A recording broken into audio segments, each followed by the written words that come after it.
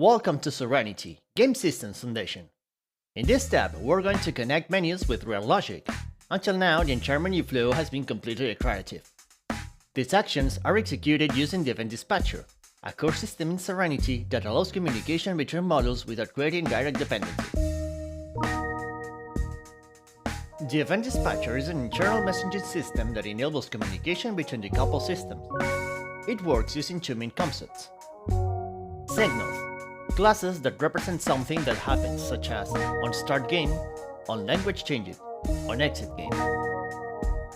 And actions, classes that react to those signals, such as start game action, change language action, and exit game action. The flow is simple.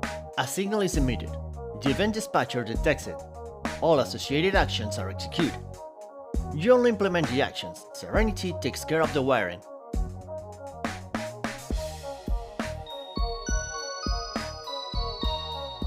Let's create a signal and an action for the Start New Game button.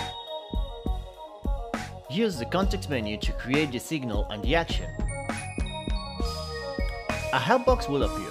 Populate the name of the action you want and the desired namespace. Then, click on Create button.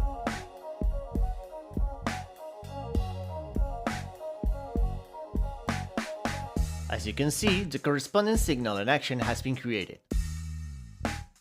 On the execute method of the action, you have to define your custom logic. Notice that this class does not inherit from mono behavior, so it can be completely independent from Unity. Actions are not registered through code, but through scriptable objects called action definitions. Let's create one. With this, Serenity registers the action. Every time the signal is dispatched, this action will be executed automatically.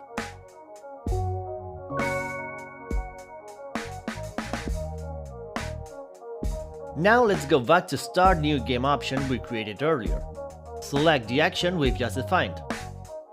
From now on, when the button is submitted, it will dispatch a signal, and the action will be executed. Let's test our custom Event Dispatcher action. Press Start New Game. We've successfully connected our menu with real logic without using any direct references. Now you know how to connect your UI with logic in a fully decoupled way.